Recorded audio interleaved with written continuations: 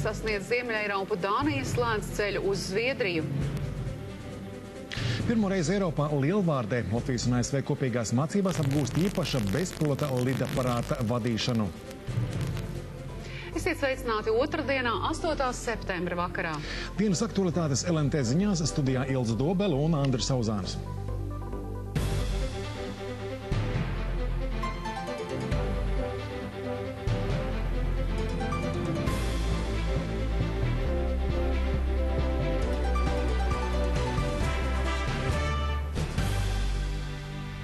Pēdējos mēnešos prātam neaptveramā vardarbība pret bērniem un preturnīgi vērtētie tiesas piespriestie sodi par pedofīlijas noziegumiem mudinājuši domāt par bargākiem sodiem.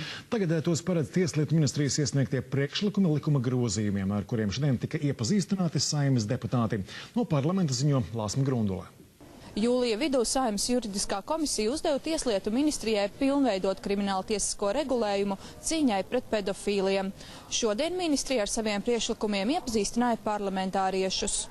Par 16 gadus nesasniegušas personas pavešanu netiklībā Tieslietu ministrija rosina cietumsodu palielināt no pat labam noteiktajiem 3 uz 5 gadiem, bet par pamudināšanu iesaistīties seksuālās darbībās no pat labam noteiktā 1 uz 4 gadiem. Pedofīliem plānots pagarināt papildu sodu, probācijas uzraudzību līdz 5 gadiem, pat labam noteikto 1 līdz 3 gadu vietā. Tāpat pedofīlu noziegumu noilgumu rosina sākt rēķināt nevis no nozieguma paveikšanas dienas, bet no brīža, kad cietušais sasniedzis pilngadību. Ar grozījumiem likumos nevar atrisināt sistēmiskas kļūdas, kas ļauj pedofīliem neviena nemanītiem pastrādāt savus noziegumus, tika uzsvērts komisijas sēdē. Sabiedrība gaida skaidrāku atbildi par to, ko mēs varam darīt. Bet redzot šos likuma projektus, es sapratu, ka atbilde sabiedrībai no Tieslietu ministrijas ir šāda. Mēs vēlreiz izlasījām kriminālu likumu, mēs piedāvājam 5 pantus palabot, un tagad būs būtisks uzlabojums. Būtiska uzlabojuma nebūs, jo problēma ir cita laukumā. Tas vīrietis, kurš izmantoja šo 10 mēnešu veco bērnu, vai viņš tajā brīdī domāja savās nocertajās smadzenēs par sodu? Nedomāja, viņam pilnīgi vienalga kāds sods, kāds probācijas uzraudzības un viss pārējais. Bāriņtiesu darbs, vienots juridiskās izglītības standarts, pedofīlu reģistrs un pat ķīmiskā kastrācija. Uz dažām no lietām, kuras ministrija apgājusi, norādīja opozīcija. Īstenībā jūs tagad smaidat, bet es nesmaidītu jūsu vietā. Uz doto brīdi nekāda redzējuma, izņemot to, ka jūs iesmaidat pa brīžiem un paņirgājaties par no vardarbības cietušajiem bērniem, nav. Sēdē neiztika arī bez rupjībām.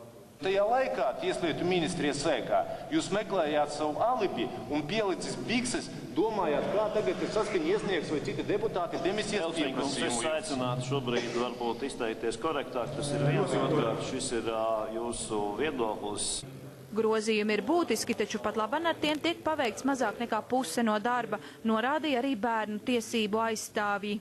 Droši vien, ka tas tomēr būs mazāk nekā 50%, jo ir daudzas lietas, kas vēl ir procesā, vēl tiek diskutēti gan nākamie grozījumi, gan arī tās praktiskās darbības, jo ar likumu vien visas problēmas noteikti neatrisinās.